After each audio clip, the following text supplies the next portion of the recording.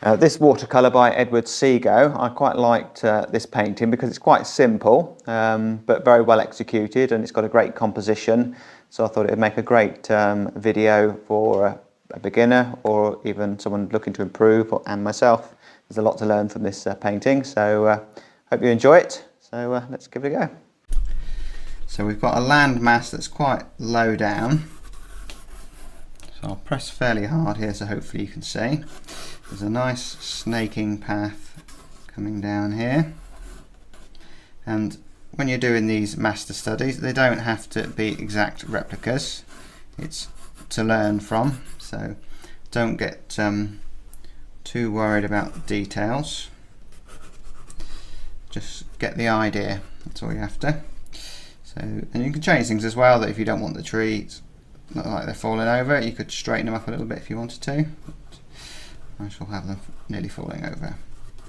So we've got plenty of sky holes, so when you're doing the drawing, look for things that stand out to you, that you'll need to sort of bear that in mind when you come to do the painting. So there's lots of holes in here, so I need to make sure I put those in because it's an important part of the painting. So it kind of looks like the trees disappear off over the hill, and then there's a little bit of a gap for someone to walk through, and another tree here. Let's bring that down here a little bit, and we can rub out that line there.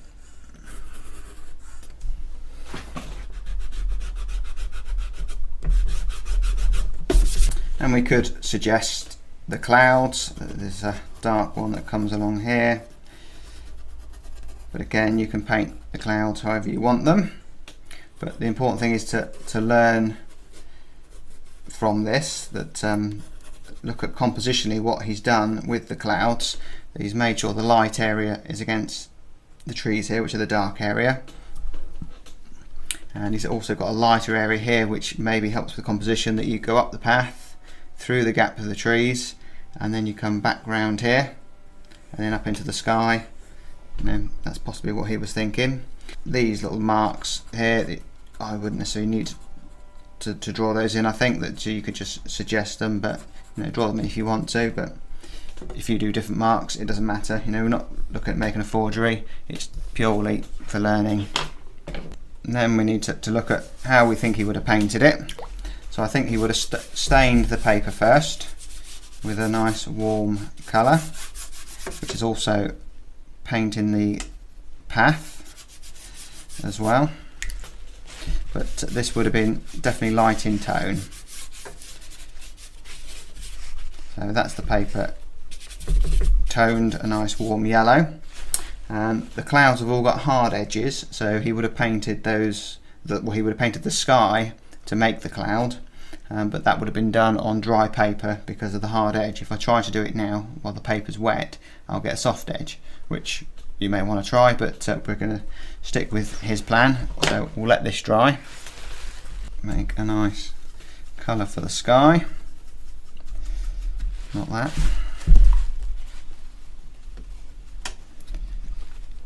That will look more like it. So the important thing here is to go fairly light, that we don't want to go too dark because the trees will have less impact. And I'm pretty sure he probably would have just painted the whole sky, and then this dark cloud was probably painted on afterwards as a second part of his plan maybe. So trying to get some natural shapes. And if your sky is not as blue as his, it doesn't matter. So we'll go with that. The important thing is I've got the light around the tree here. So we'll let that dry, and then I can then paint this darker colour. Well, I think what he probably would have done, he would have painted the sky like this, then he would have moved further down, and then this was probably added a bit later once it dried naturally. So we'll do that.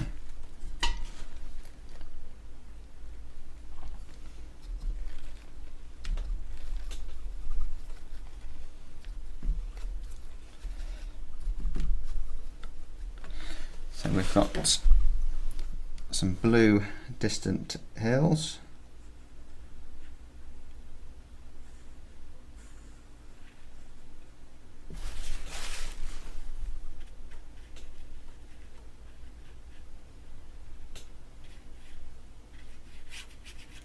Again, I paint it down to there because this dark area will be darker, so that will cover that.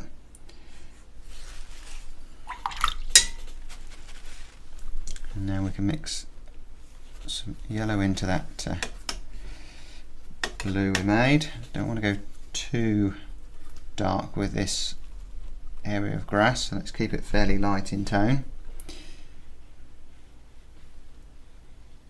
So careful of my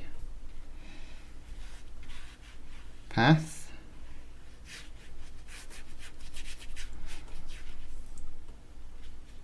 And it seems to warm up a little bit over this side, so I'll put a bit of yellow ochre in here. So we'll have the path leading us out of the painting. Or we can actually close it off a little bit so it doesn't actually take us out the painting. So I shall concentrate the light area here. Lift it a little bit out there. But like I say, it doesn't matter if we don't stick to the reference picture. And we could just suggest some darker areas in the grass that you know, on a small scene like this is only 10 by 7 inches. You know, we're not painting blades of grass, we're just suggesting it. So just a bit of texture there. So now we need some thicker paint and go quite dark for these trees. I'll put a little bit of neutral tint. You probably would have had Payne's grey possibly. So yellow ochre, a bit of neutral tint or Payne's grey, and a bit of the blue. So now we need broken line, broken edges for the sky holes. But, again, I'm not worried about making an exact replica.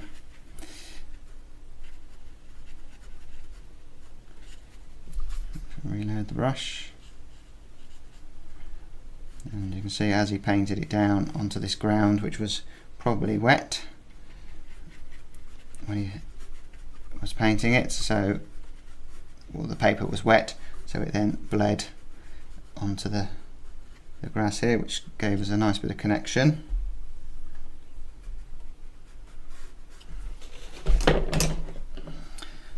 Let's go to a slightly smaller brush, or a more pointy brush, shall we say. So we'll need a bit of a point to do these bits of detail. So we've got the trunk of the tree, which is quite dark under there. And actually there's some darks under the tree there, which is best to do that while it's wet.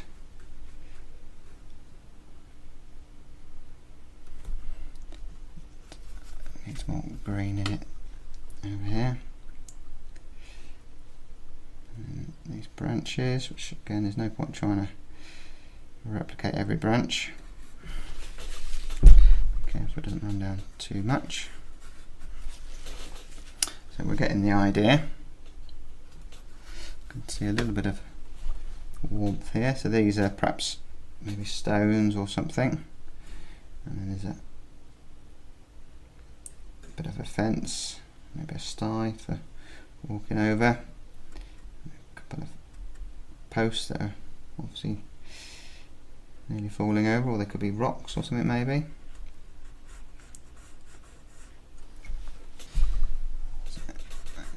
Pull that across there. So we'll let that dry. So now I can imagine him now thinking, could give it a little bit more depth if we had something darker here. So let's put in a darker land mass, a bit of ultramarine blue into some neutral tint. some water there. Let's turn that off.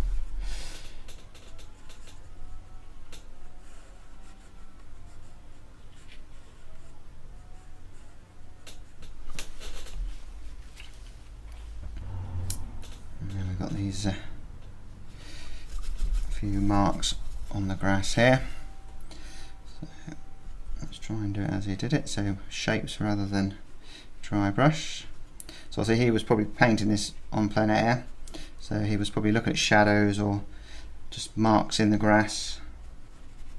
So it's very difficult to kind of replicate his thinking there.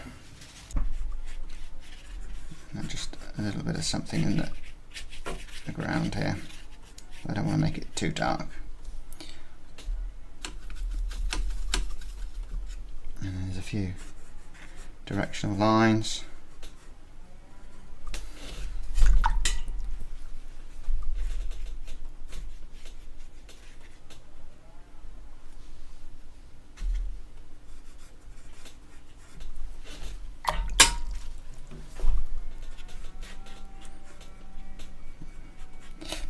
Fine.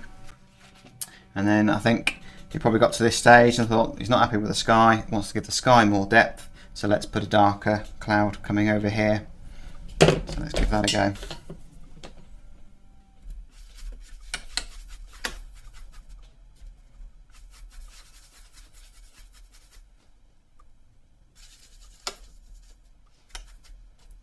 So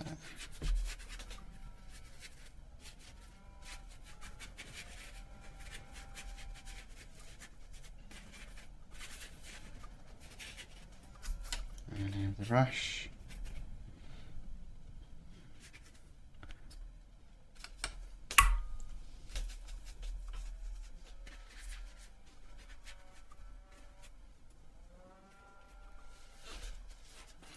Try and make that more cloud looking.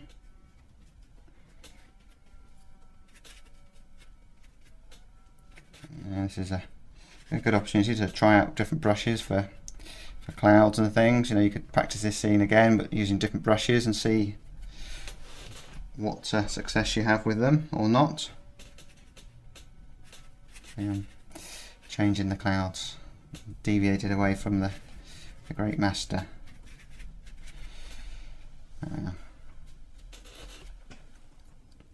So let's dry that off and take a look. Going to close this gap up a little bit, add a bit more tension.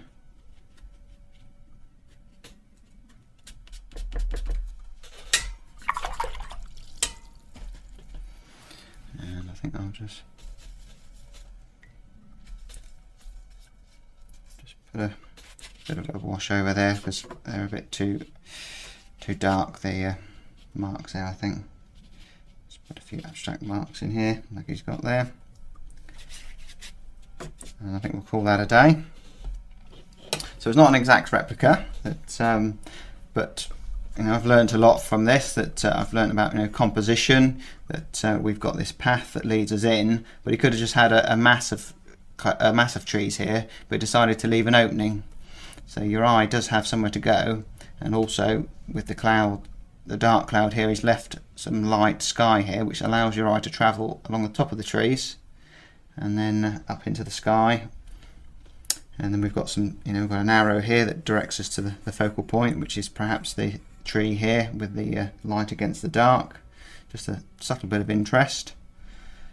So great exercises, and I think Seago is a good artist to learn from because you know, he does paint things quite simply, but they're very well thought out, great compositions. So give that a go. If you're watching this video on YouTube, give me a thumbs up and subscribe so you get to see my new videos. Obviously if you're watching this on Patreon, which most of my videos will be on Patreon first, thanks for being there, and see you on the next demo.